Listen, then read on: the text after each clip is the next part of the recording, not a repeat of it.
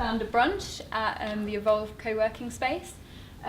We have got a hashtag for today, which is just founder brunch, so feel free to tweet anything non-political or upsetting that George might say.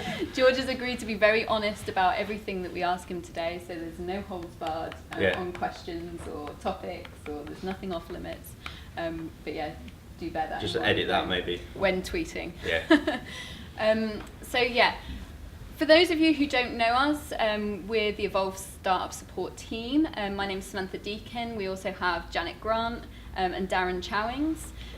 This is the first in the Founder Brunch series, and essentially we're just doing this because we realise there's a lot of meetups that happen in Sheffield, there's a lot of events that happen in Sheffield for entrepreneurs, but we really wanted to create a space for very early stage entrepreneurs who are actively working on their idea. So people who are attending this event aren't necessarily just interested in entrepreneurship or think they might want to found a startup in the future, they're actively working on something. So what we're hoping is that will help you guys all support each other as well, because you're dealing with similar problems or have done very recently or will do in the future. So that's why we're running these events. They're going to be monthly on the last Thursday of every month at the same time in this space. We might mess around with the format a little bit, and we'll be taking feedback into consideration all the way through. So if you do have any feedback, I already know for next time that we need to get water and cold drinks as well as coffee. But yeah, I mean, this is all subject to change, and we want to really create an environment that's as useful to you guys as possible, so that you're not just coming to an event that is surplus to requirements, really. So yeah, on that note, we're really lucky to have George Bettany with us for the first founder brunch. So we're going to keep it fairly informal. The structure for today is I'm just going to introduce George to you guys. I'm sure you've probably read up a little bit about him already. And then we're just going to go into some questions and answers with me and George, very, very short, and then you'll have a chance to ask George any questions. So yeah, we might as well just jump straight in. So George, essentially, we met George 2010, I think he started his journey. I think I met you first, Granny, before I started uni. Yeah. Yeah. When was that? 2010? Yeah, so that was before that. With a watch business idea. Yeah. So with one idea, and then a couple of years later you came back to us again, and you'd got a new idea with a friend, James, for a company called MatchChat, which you'd come up with in the car on the way back from a football game. Yeah. Or you were listening to football on the radio, is that right? Yeah. And you were thinking, this is ridiculous. People are calling in to talk about, football on the radio. Why isn't there some kind of platform that you can discuss football games as they're happening in real time with lots of people? And so MatchChat was born. Yeah. Came to us for support, entered our business planning competition, and didn't get first place, but won the audience vote. Yeah, still bitter about that. But you were the audience favourite. Yeah, that's fine. Very entertaining pitch, if I remember correctly. Yeah. Soon after that, applied and was accepted to the Ignite Accelerator in Newcastle. Yeah. Dropped out of university, or took a year out of university to go and be on that programme, and moved up sticks and moved everything to Newcastle. Yeah. Subsequently raised investment, venture capital investment, moved to London, and then a couple of years after that you left and the company was acquired. Is that right? That's what, if you read, base that's level. what it's like, yeah, that's base level, yeah. That's public that's the knowledge. Story. Yeah. So now George is working at the Accelerator programme that he was a part of all those years ago, 3 years ago, working to launch a new version of the programme in Manchester. Yeah. And so today you're just going to talk to us about all the ups and downs, candidly, of being an entrepreneur, what it's like to get those first customers, what it's like to raise VC investment, and whether accelerator programs are, always the best thing, and when they are the best thing. Yeah. So we'll just jump straight in. All of that stuff that I just described and that journey, what was your favourite part of that? God, that's a funny first question. It's you on the spot here, not me. I would say, because when I first started, I was like 20, 21, and I when we didn't know what we were doing at all, and we had to basically hire people or work with people that were better than us. And I remember when we hired a guy who was like a really good developer, and then we hired like 2 or 3 staff when we raised our first round of investment, and they were a lot more experienced and like wiser than me. So that was just like a cool feeling that people wanted to work for us and wanted, like, believed in what we were talking about. And then one guy actually left. He had to leave because of personal reasons, and he couldn't leave. Like he was twice my age, and he like cried when he was leaving. And I remember just thinking, like, we're actually, you know, what we're working on is having an impact on people's like lives, and I think the best bit has been the people I've worked with. I'd say it's like straight off the top of my head. Great. Yeah, I'd say that. Fab. And speaking about bringing other people on board as well, you know, sort of widening out the skills that were in your startup. You and James were both non-technical founders of a tech startup. Yeah. And you managed to get the holy grail. You managed to get technical Yeah. co-founders And even better, right at the beginning. Even better than that, we didn't know, like, we just thought you just build an app. I'd read TechCrunch and you build an app and then it sells, like Instagram had just sold, I think in 2012 or something. So I just thought all you've got to do is build an app and then you're just like a millionaire. Like that's how it works. Two-step program. Yeah, so as soon as we pitched the computer science department, and we found one guy just came back and he brought a guy with him, and we were like, we don't need 2, we just need 1 guy, you build it, we'll sell it, and then we're going to be rich, like it's easy. But what we didn't know was that to build like a platform or a website or an app, you need a back-end developer and a front-end designer developer. We just didn't know the basics and the fundamentals, and they were telling us, like, lads, like, you don't know what you're on about. You need Stefan, the back end, and you need me to make it look nice and like work. So we even got like better than we thought, because they were so well balanced, and then me and James were so well balanced that we just got lucky, really. So you didn't know them before? No, I knew James, like he was my best mate at uni, and then we didn't know those 2. So that was actually quite difficult, because we had to, before we like talked about equity and before we talked about anything, we had to get to know them a little bit before we started thinking about those things. So that was hard. How did you do that? How did you make that decision? And what decisions did you make regarding equity? We basically pitched the department and said, this is what we're trying to do. If anyone's interested, come and talk to us here. And they came straight back. So Nabil came straight back, brought Stefan. They sort of said, right, I get it, we can build this for you. And by the time I got home, they'd sent me like sort of visuals of how it would look, and it was exactly how I envisaged it, like saw it as well. So I was like, these lads are, you know, shit hot, they're good. And then so it took a while before they built the first version. Me and James, like, we weren't studying, we were just doing whatever we were doing.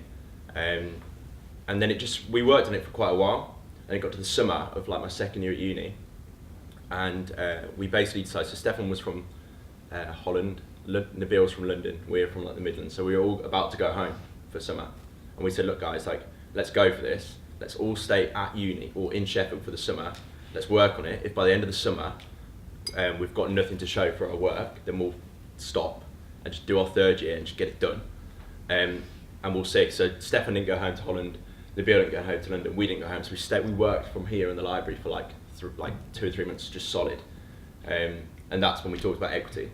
And to be honest, we just thought we'll just split it 4 ways. We'll just, like, we didn't want there to be like a 90% and 10%. We didn't want there to be like a hierarchy. We just wanted, you know, at the end of the day, we didn't know what we were doing. So it's not like I had experience to say I deserve more than you. We were all so flat from day one, and that did create issues later down the line. But it's the only way we could have done it. Like, we didn't have a choice. So we literally like wrote it down on a bit of paper, and then that was it. That was literally it. Legally binding. Yeah, but me and James took like so long thinking about things like that. Like, I was speaking to my dad, speaking about trying to get as much advice in it as I could. And in the end, we just sort of went, yeah, it just feels right. Let's just split it 4 ways. So we might come back to some of the problems on Yeah. that later on. Yeah. But what was it like founding a company with your best friend? What were the benefits and drawbacks of that, if there were any? I think it was, so when we left uni to then move to Newcastle, we then lived together. So the whole team lived together and worked together. And looking back on that, me and James have said we will never ever do that again. Because you just don't stop, like, you don't switch off. you're just constantly like on, and you don't have a break. There's no disconnect between life and work, and it just got ridiculous. And the other thing was, you didn't actually have time to go away and have your own thoughts. So we just ended up like meshing, because we're both quite strong characters. His opinion would just become mine because I spent so long with him, rather than, like I go away, have time to think about what we're actually doing and step out. So we never stepped out. So in the end, it was just like, yeah, in hindsight, we would have preferred not to live with each other. And we had to live with Stefan and Nabil, and Stefan wasn't the tidiest boy, and neither's James. So yeah, all those things affect it though, because like you're living together, and even things like, Stefan gets up late, and he's late for a meeting, and I know where he is because he lives with me. So it's like, you can't like lie. So little things, like, honestly, they grind. Like he hasn't cleaned his porridge bowl, and I'm in the office before him, and it's little things like that just honestly, it makes a big difference. So yeah.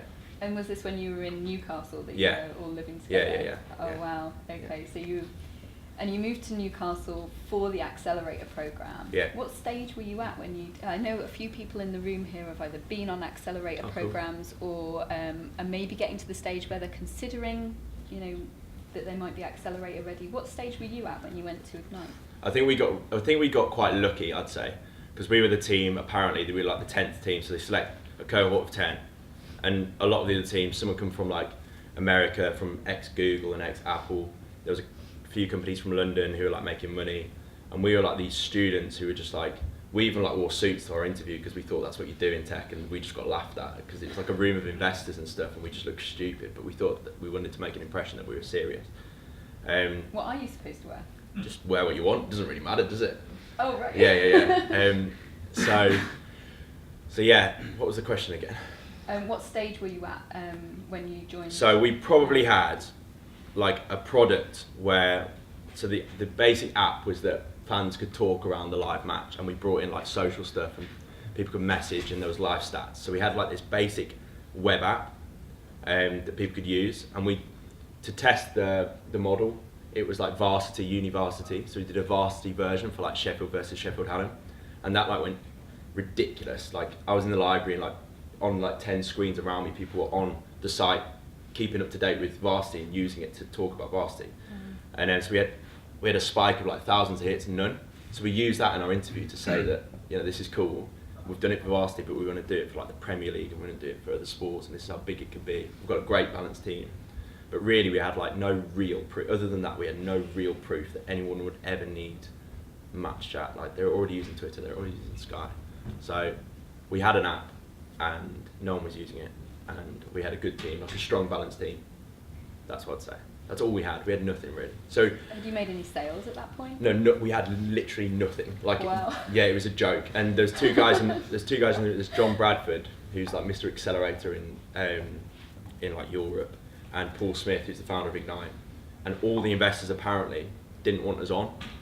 And these guys were like, look, these guys will just they're good. So when Paul called me, he basically said, you're on, and we like cheered. And then he went, but you better not fuck this up. I put my neck out on the line for you. And I think they did. I think they genuinely, like the investors just didn't want us, so we had to like prove ourselves massively that we weren't just kids, that we weren't just going to go back to uni and just stop doing the business, that we were serious. So I'd say, yeah, we had to like properly sort of fight to get on. Which, yeah. Whereas these days, like knowing Ignite now it's 5 years on, 4 years on. It's sort of I don't know if we'd get on. I don't know. We'd be really even more lucky to get on these days. And why is that? Do you think it's because the Accelerator has matured, or do you think it's because tech startup as an industry has matured? Like, I think if you think back to when I was working on MatchChat, there wasn't things like this. There wasn't. It was 3 or 4 years ago when, like to most people, it was like a project. It wasn't like a tech. We didn't even call it a startup or a tech anything. We just didn't know what it was. So I think 3 or 4 years on, there's a lot more applications to things like accelerators, and there's a lot more people doing what we were doing, and so the quality, the bars just going up and up. When you select 10 and you've got 500 applications for 10 places, then it's just just maths.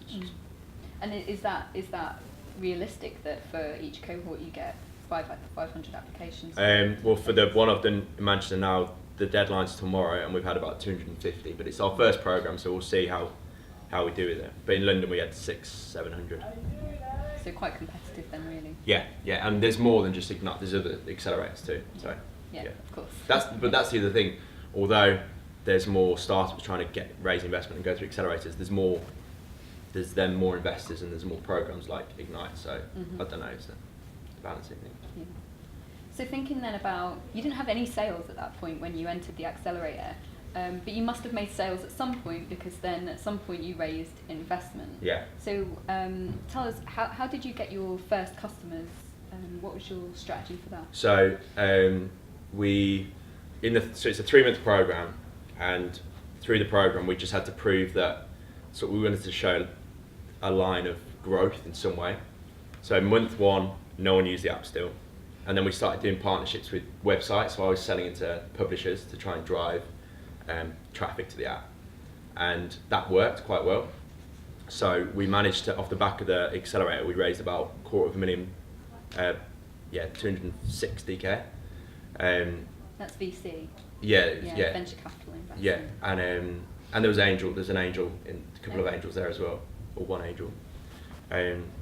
Would you just explain the difference between venture capital and angel investment? Well, so an angel's just like a rich person that wants to, give you money, and an angel investor normally maybe a successful entrepreneur, got a lot of money, wants to invest it in property, wants to invest it in other things, might be interested in tech, wants to invest it in something that's risky but the reward could be high. Normally up to like 50k you can get from an angel, maybe more if you're lucky, if they're really rich.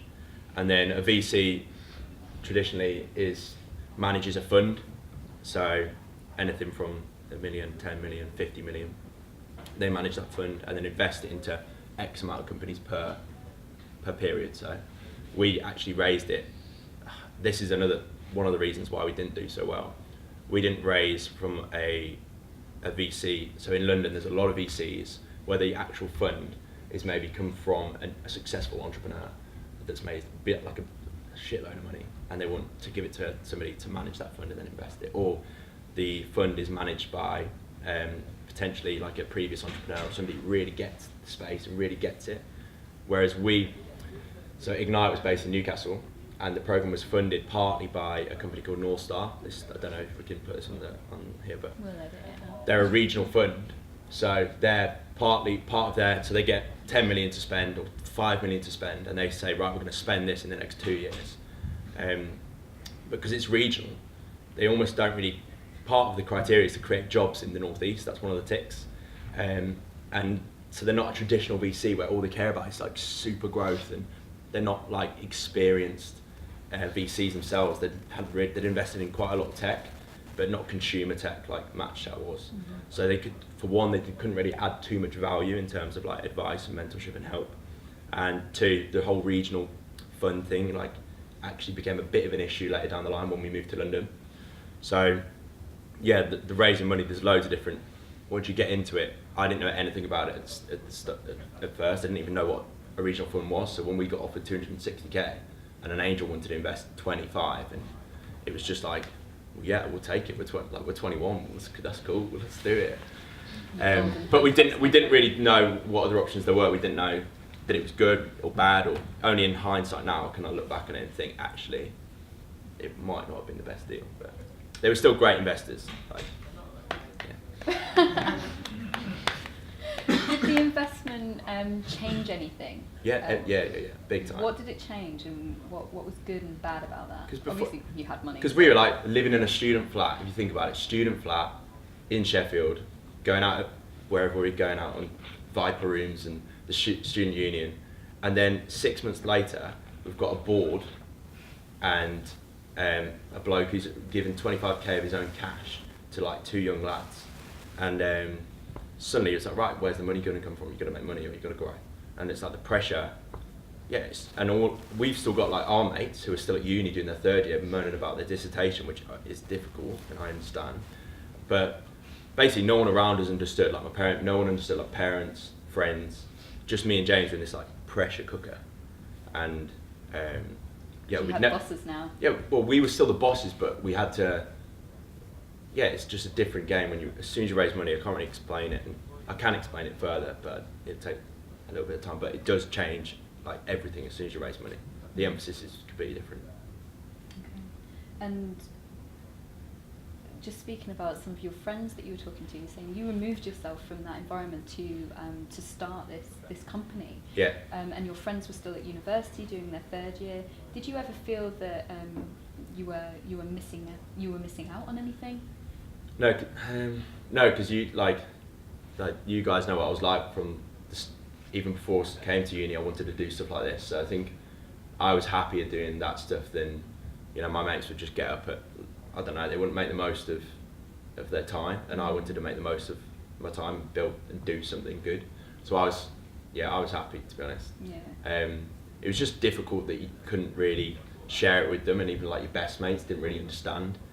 So that was hard. Okay. I didn't really miss. You were bound to do this anyway, right? Yeah. You Well, I were just just looking for an opportunity. Yeah, that's probably one of our downfalls as well, is that we just wanted to have. I just wanted to be doing something, and it wasn't necessarily. I didn't really care too much about what the app was, and that later down the line, when you raise money and when you hire staff, when things change and when things get hard, you really have to be sure that this is a business that you're going to spend the rest of your life, like the next 5 years on. And to be honest, like when you're 20, do you really know that? Do you really know if like MatchChat's the thing that you're going to work on for the rest of your life? So. Do you ever? No? I don't know. Yeah, maybe. I do believe you do at some point. Yeah. Okay, I've just got a couple more then, and then we'll hand it over to everybody here.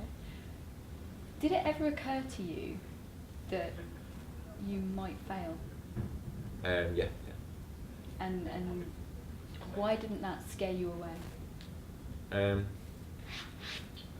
Good question again.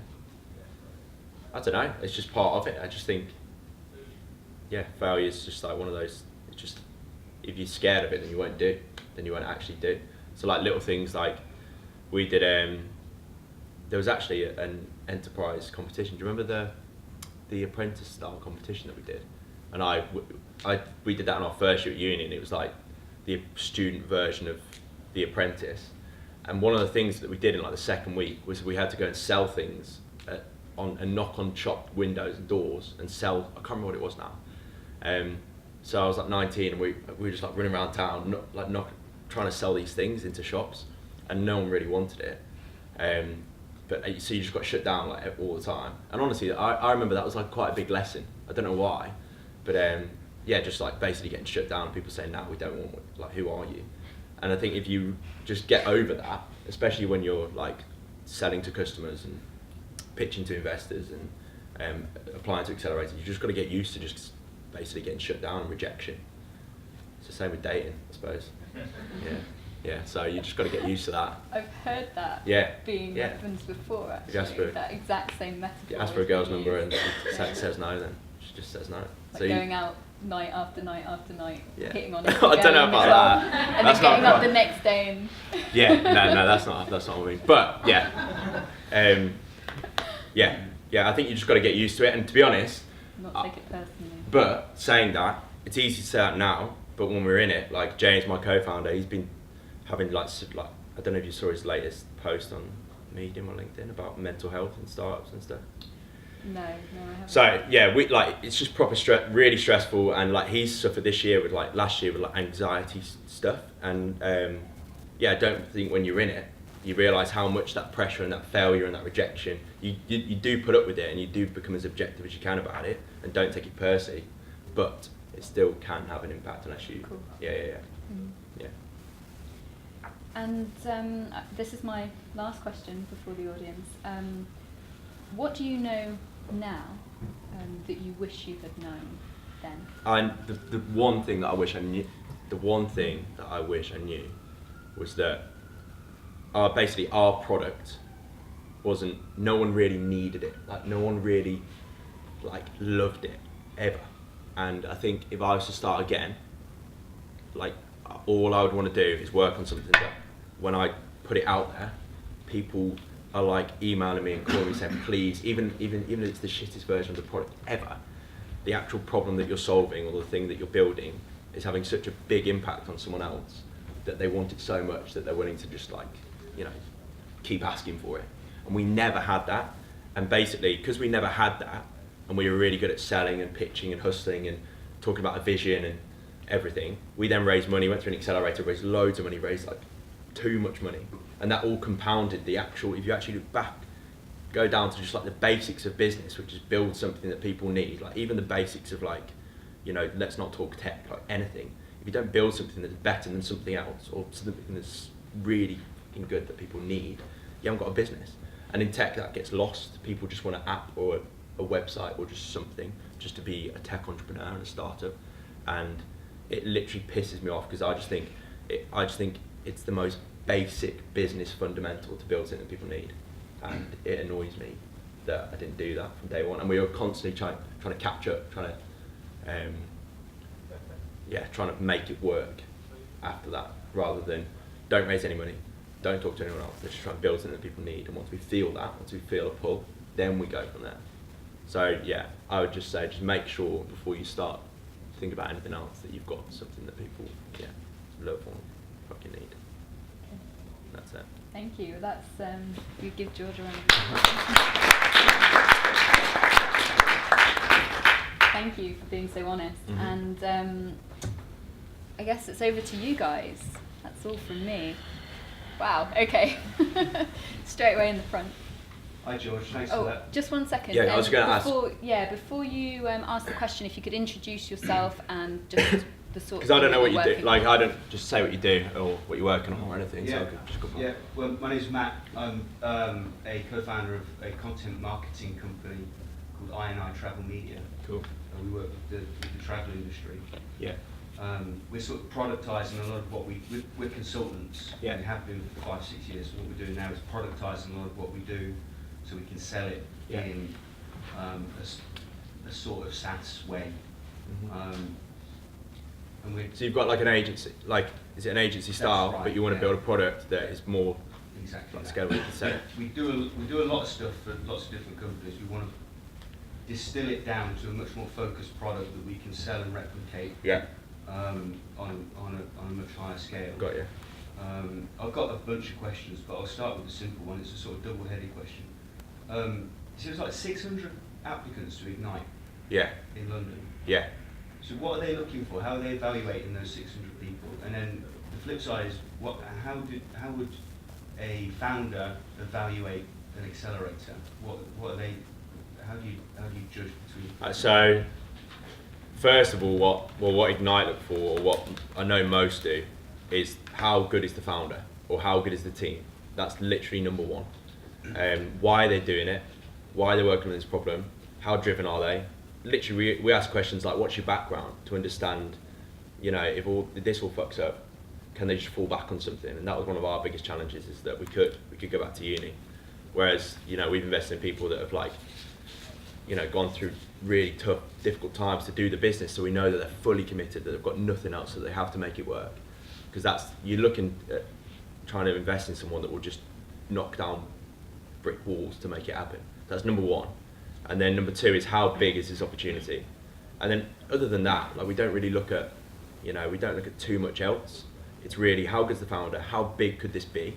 And if we really believe like they're the guys that can do it, then that's all we're looking for. And then the traction part of, like, how much customers do they have, or how much usage do they have of the app, or we do delve into that. But the first two things that I reckon every investor and accelerator looks for is founder and market, or team and market.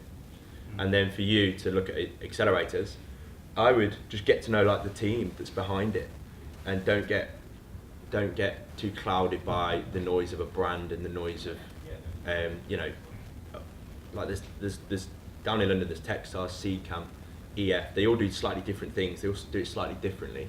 So I would get to know more about who the people are behind it, who are the mentors, and what actually do they do during the program, and just see what's best for you. Because some people, I think, treat accelerators like like X Factor. Mm. Like, if we got onto we definitely did. If you get onto, we thought we'd made it. We thought Accelerator had done business. Where really it's just like, it just makes you go a little bit faster. But it's really just still down to you. Like, how good are you at selling? How good are you at building a product that people want? That's it.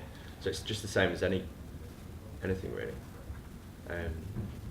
don't know if that answers that question. Yeah, definitely. Elizabeth, you're next. Right. Hi, I'm Elizabeth. I'm the founder of an SMS business informatics startup. Cool. I'm going about exactly a year, I think, this week. And I went through an accelerator last autumn. Which one? .Forge. Cool. Accelerator based Cool. in Manchester at the time. With Emma? Yes. Emma Cheshire, yeah? That's right. Yeah. And my question is about, I'm a team of one, and I've been trying to bring another person on in kind of a COO role. Yeah. I'm interested in what you were saying about that arrangement in the beginning around equity. Mhm. I've got a lot of conflicting advice, and I find myself kind of paralyzed with indecision, so I'm kind of flapping around in a circle because I don't know how to bring up this person on board fairly, and I don't want to feel like I've trapped myself into something negative further down the road. How well do you know them? Well, I thought I knew them really well, and now I'm starting to think, well, I'm not sure. I would, if that's how you feel, if that's your gut, I would just stick to your gut, and if you're not sure, then you're not sure. Like, that won't go away, that'll only get worse. So make sure you're 100% before you bring them on and give them equity. That's rule number one. Okay. I don't like that you're like not sure. But we've Before you already give worked any together, equity, I feel like I'm equity not- away in anything, any investor, any staff, just make sure that you're sure. If you're not sure, then put it off, you know.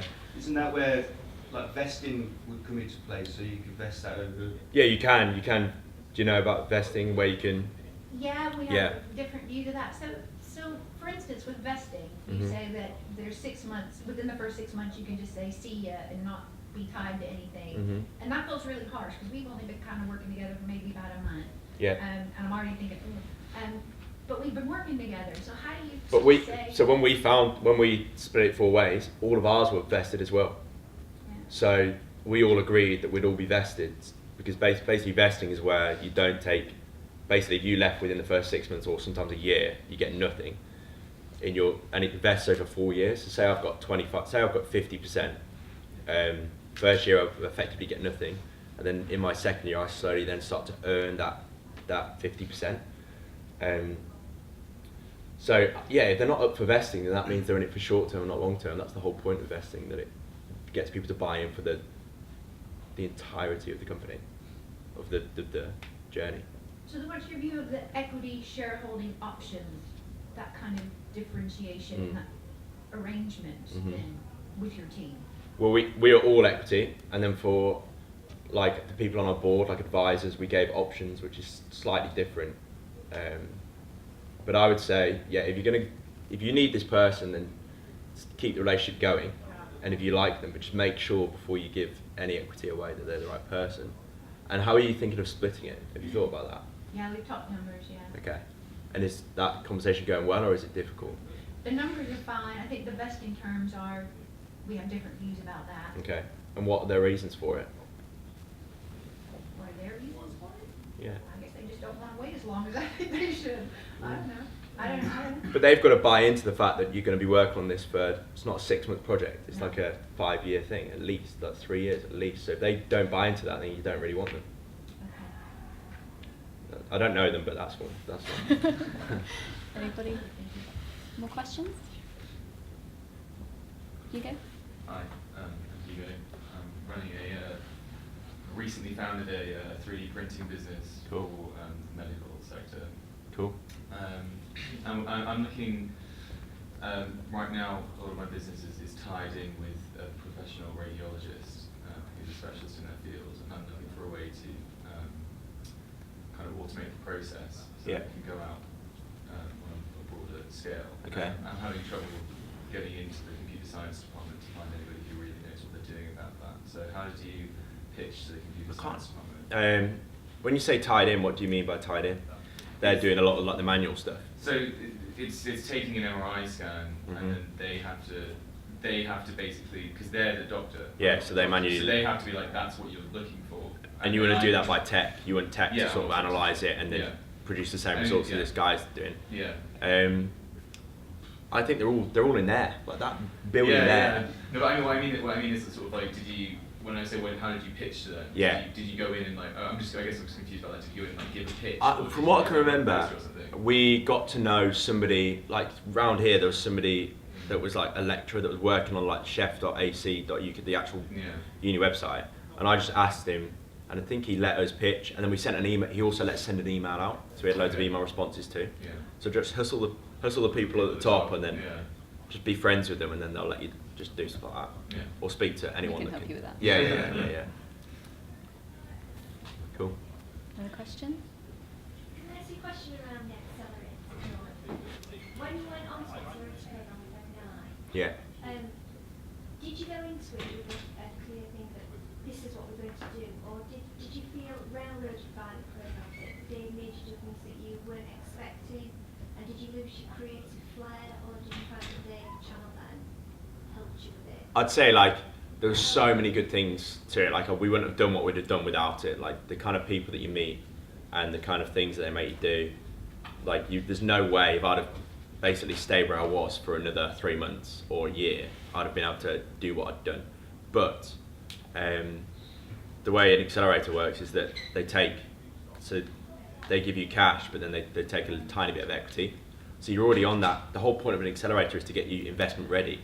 So there is that kind of pressure of like, look, just get something right and just, yeah. So you're suddenly on like the investor path, like we didn't even know what that meant.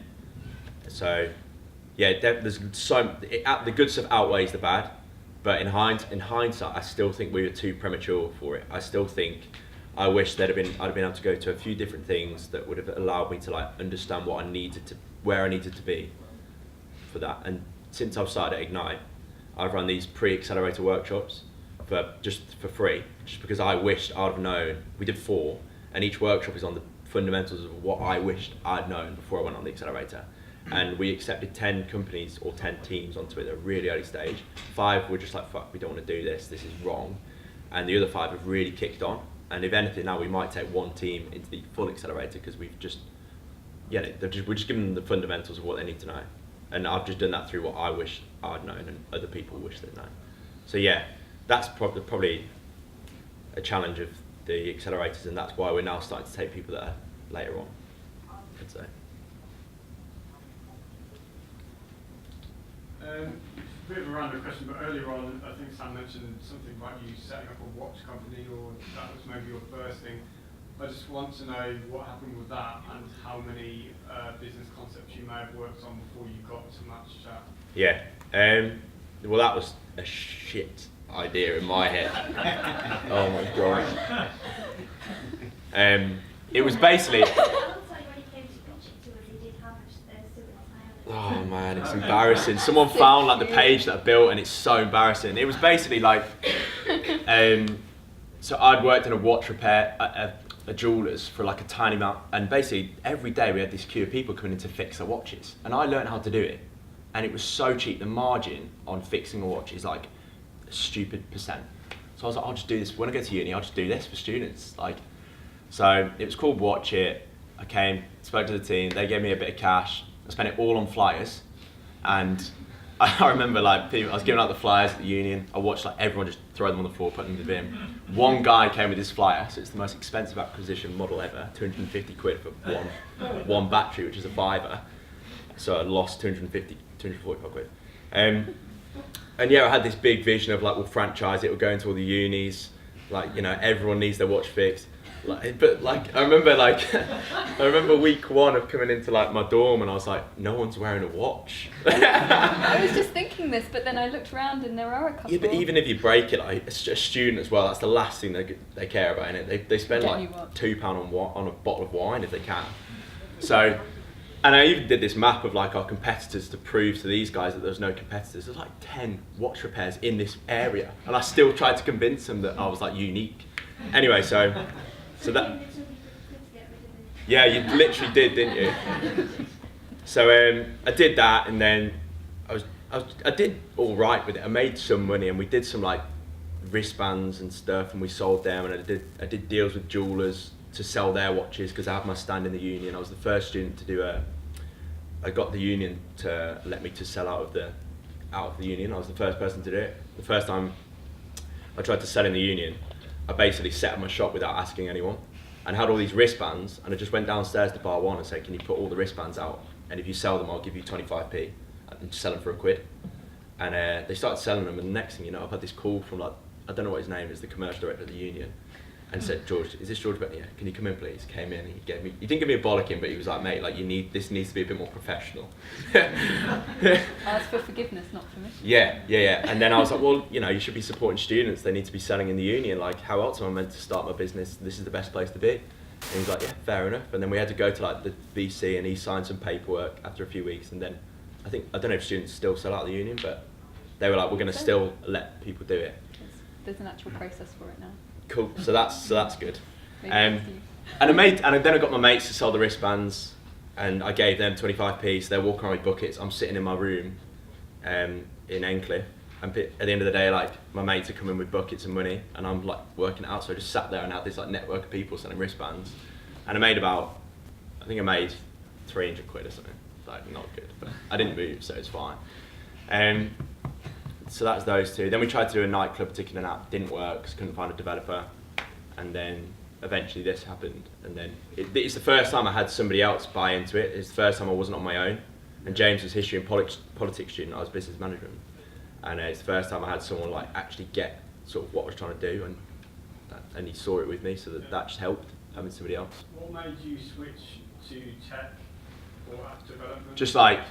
I just thought if I'm going to spend my time on it, I want something has the potential to be big, to like have a big impact on other people and make a lot of money. Yeah. But saying that, the watch repair business is a business now that fixes iPhones in exactly the same model that I had. And I'm like, I feel like I missed out there. I shouldn't have been watching it. It should have been like phone it or something. Phones. Yeah, I literally missed out. straighteners. Could have had that business. They're killing it. So yeah. Cheers. Greg, did you have a question? Greg Flint, I'm a founder of a biotech startup. It's very early stage. Yeah. I'm very interested. I've started up a couple of companies like yourself and Yeah. fallen on my face many times, and I think certainly when I'm picking someone to go on a team, you want someone that's already done that. Yeah. That's already been through the pain. One of my issues has been co-founders, and previously I've employed people. That's fine. Put them on contract. You have various things where if they don't perform, you can do various things and get rid of them at an early stage. A co-founder, once they've got equity, or if they stay around, don't perform, but stay around for a year, 2 years, 3 years, then they're vested, they get their percentage. How do you, it's one of those things, especially if you're co-founding with a friend or with someone you respect, it's very difficult, but I always think it's kind of important to get the painful bit out of the way first and get the contract done. Yeah. Do you have any templates, or did you go and seek any legal advice on how to set that up so that if you're going to get a appointed CEO, CTO, an FD, that they are going to perform and they're going to stick around and actually, because again, they have a function, you need to draw some boundaries between those, but that's going to change as your startup develops anyway. Yeah. So I'm just wondering how you went about that. I think first of all, you need to make sure the relationship is good. Like you need to make sure that you trust them and that you'd be willing to like work with them every day. So do that before the contract and make sure that like they're doing it for the right reasons and that they're doing it, especially the first employees or your first co-founders. Like make sure that they buy into like the bigger vision, because like you said, their roles are going to change. So if they're just doing it for the cash that you're going to pay them or to make a quick bit of money, that's not your first employees. Maybe later down the line you can do that, but like your first 20, 30 staff should all be in it for the right reasons. So if you are really like, if you trust your gut on that one, if you know that they're not in it for the right reasons, then don't work with them. Just cut them. Like don't even try to make them like to work around it. So you have that. We just got lucky, but even in our first, the people that we first hired, so we had a team of 10, and one of the guys from the original founding team did leave at one point. I can tell you more about that. But yeah, even in all those other 6, 7, they were all. We took so long over like trying to work out whether they were in it for the right reasons, and we did things like, right, we'll work with you for 3 months. We want to see like how we get on, and it's good for them to see what they think of us, and it's good for us to see what we think of them. And then we said at the end of that 3 months we'll look at something more permanent. But that's how we always used to do it, a 3 month like trial. What sort of issues have you had? I find that if you're going in, you've got a co-founder, generally speaking, especially if they have families or other outside responsibilities. That changes with time. Yeah. So, for one example, one person's mother got very ill, had to spend a lot of time away, but they weren't able to do their role. So that impacted everyone else, so everyone else was kind of filling in for them. But it got to the point where, and eventually they kind of fell out of love with the business and sought to work nearer to where the mother was. So we had someone who initially inputted, who was part of the team, who then had really just changed and become outside of the team. And because we'd gone for equity relatively early, making the mistake that, you know... Did you vest it? Yes. Yeah. But it was... But, you know, we couldn't really get rid. And actually what happened is I just sunk the company because it wasn't, as you say, if you've not got a good team together, there was no point. No. It was, you know, culture eats breakfast, you know, culture eats strategy for breakfast, isn't it? You know, and it's true. Yeah. The plans have absolutely no use whatsoever unless you've got the right team. Yeah. But yeah, that's happened quite a few times where I think it's just generally that everyone starts off with a bit of enthusiasm. But often as well, if you're a co-founder, they need money from elsewhere. So they're doing their other job and then they're finding that's too hard. True. So did you find it was a real pivot point when you got some VC money coming in, that you were able to feed that in and allow people to actually be paid a kind of low wage so they could survive? Yeah. That was, I think like we were all in it for the right reasons, but then when we had money, it kind of changed the kind of people we attracted. So we actually attracted more people that were in it for the wrong reasons because they knew we had money. So we had to filter through that shit and try and find the people that really like we got on with and we believed in. But we did have all the contractual stuff, like that's so important, the vesting stuff, making sure that that's like sealed before you really go forward. So how did you vest then? If you had a company, was it essentially a legal entity? Yeah. And you were vesting, so what happened? Or if you were all increasing percentages, who held on to the remaining percentage? Good question. So I don't think many seed investors or good seed investors or no accelerator will take you on unless your shares are vested, because imagine if someone gave you 250k and I had all my shares and I just went, I'm leaving lads, I'd like to sell all my shares, and you know you effectively could, you can't just say, I can't remember now, I think the way it works is that it would go back to the other shareholders and would be prorated across the board, something like that. So it's more about your relationship with each other. It's literally the most important thing. Like after making sure you're working on something, that is there a problem? Yes. Do people need it? Yes. After you start on that, then it's all about team, and just like if you found it difficult, just keep going and just trust your gut. Like you've been there and done it before. Like you just know if someone's having you off or if someone's doing it for the right reasons. And then so Stefan, who was one of the developers who worked with us, was in it for the right reasons. We split it 4 ways. He was a student, and we've pulled him out of uni. He's an international student, and we've pulled, like, his parents, you know, spent a lot of money to come here. And then they've met me and James. We've gone like, come on, mate, let's go to Newcastle. And even Nabil had been to like this. I don't know if he's watching this, but he's on like a really expensive school. His parents had put him through a really like one of the top schools in the country. I think it's the 3rd top school after Eton or something. And it finally come to uni to do computer science, and after 3 months or 6 months, we like pulled him out. So we didn't know what to expect. We were like more bought in than them, but they were bought in. And then once we raised money, basically Nabil was fine. Stefan wasn't turning up to work, and I lived with him. He just couldn't get out of bed, and like put the conversation off, put it off. Just got to the point where I was like, this is just, something's not right. So I took him after work. I was like, mate, do you want to go for a beer? Because I just thought if we get him a little bit drunk, he'll open up. And he did. He was just like, mate, look, this isn't for me. And if I didn't, he was like, it's not for me. I just don't feel right. I'm not happy. I've got pressure from, like, I can't do it. Like, this is just not what I want to do. I was like, mate, it's fine. You know, we can. He was like, yeah, but I feel like I'm letting you down. And like, what about the equity and stuff? I was like, mate, we can, like, we'll sort all that. That's not a problem. Like, if you're unhappy, then, you know, you're gonna. It's my life as well as yours. You know, if I'm dragging you along, then we won't succeed, and no one will do anything good. So, I think I learned from that conversation that I should have had that conversation about 2 months before, because I saw it. My gut was like straight away, there's something wrong here. So, but because we had such a good relationship before that happened, it was so easy. Like there was no problem with just like even with equity, he was so cool with it. Like, And Stefan came back, didn't he? yeah, he came back to uni. Yeah, I think he's had offers. He reconnected with He's us. had offers from Google and stuff now, so and he's much happier sort of doing that and doing what he's doing. So, and we're still really good mates as well. Like with everyone I've worked with, there's been no fallouts because I think we took our so much time on choosing who to hire and who to work with, and then we did get the legal stuff sorted as well. Yeah. I think we've got time for one more. Yeah. We're going to have time to sort of network as well, and there's still 2 sessions one-to-one available with George, so if you do want to have a longer conversation, you can talk to me at the end and I can book you in for one of them if you're around this afternoon. But, yep, one more. Andy? Hi, Andrew, management consultant doing a blockchain startup. Cool. Questions about mentoring. Yeah. How important was that to you? At what point did you find someone to talk to? Yeah, that's massive as well, like mentors. I think, like, the guys here tried to put me in touch with people, but it's difficult because you have to just go through meeting a lot of people before you meet somebody that can really,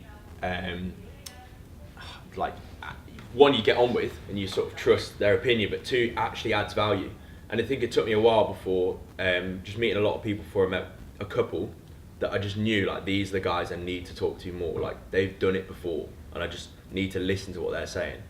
And then that opened me up to more people. And then going through Ignite, like, I'm running the Manchester program now, and all the mentors and people that I bring in, it's down to me.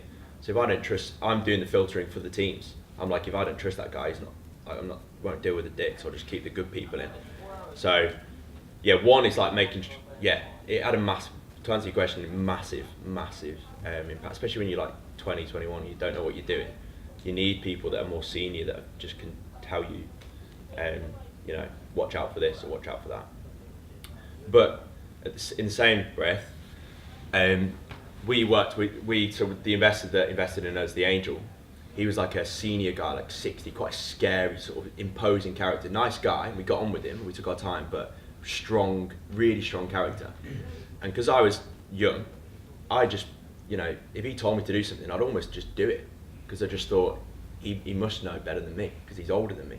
But that's one of my biggest regrets, is like not trusting my gut more. Because at the end of the day, if he'd have done it, he'd be the next Facebook, or he'd have built it. But actually, he's a multi-millionaire, but he's done it not through building a tech company. So really, if anyone's going to do it, like if I was really going to do it, and if I still am, then you've got to take on mentoring and work with people, but at the end of the day, it's down to you.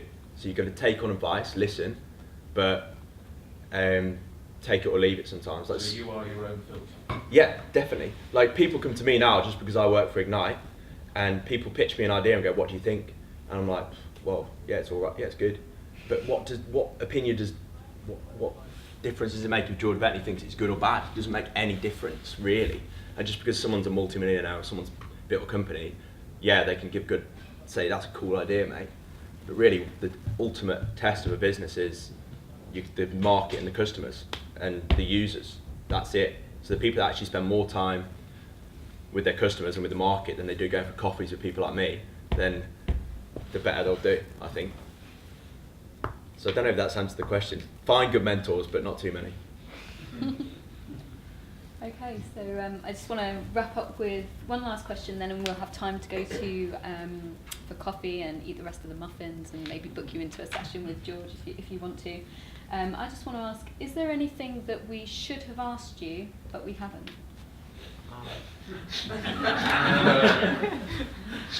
These questions, Sam.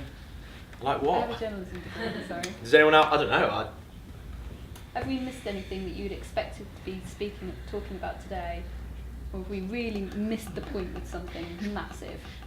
I mean, if we've covered everything, then that's great. Does anyone done, think that's everybody. a topic that we haven't covered? Who acquired it? So that's. Oh yeah, let's get down to the nitty gritty then. Yeah. So I'll tell you. So we raised 260k off the back of the program, made some traction over like the course of a year, raised another similar amount of money, so like $500,000 at this point, and then basically the business changed quite dramatically from being an app that people would go to talk about the football. What we started doing was selling. We were working with like sites like TalkSport to promote the app, and we realised that TalkSport have more engagement and impressions eyeballs than our shitty little app that no one cared about. So we sold the tech, the messaging and the social stuff and as an engagement tool to TalkSport. So we became this like different business entirely, like publisher, advertiser, ad business. So I did deals with like Adidas and media agencies and sell through our platform to get them engagement on TalkSport. And then so the business was like that. So we raised more money to build that model. Anyway, long story short, we couldn't scale it. We couldn't really scale it any further. Like it got to the point where we were doing decent revenue, but to be honest, I didn't care about that business. You know, I didn't really care that I was making money for websites like TalkSport. They didn't give a they didn't care. And then I was helping brands get their ads seen more. Like, who cares? So one, I didn't care, and two, I couldn't see it really growing. Our product wasn't that good. It wasn't amazing. It was like pretty cool.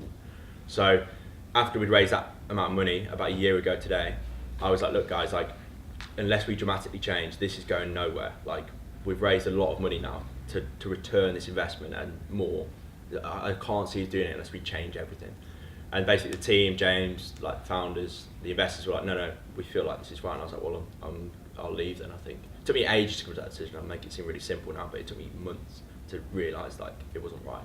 So I left, and basically what happened was they raised another round of funding, so that took our total to like 600,000 or 700,000, and they spent another 6 months trying to grow it, couldn't grow it, and then sold on the tech to basically got to the point where we were like, right, we can't take it any further.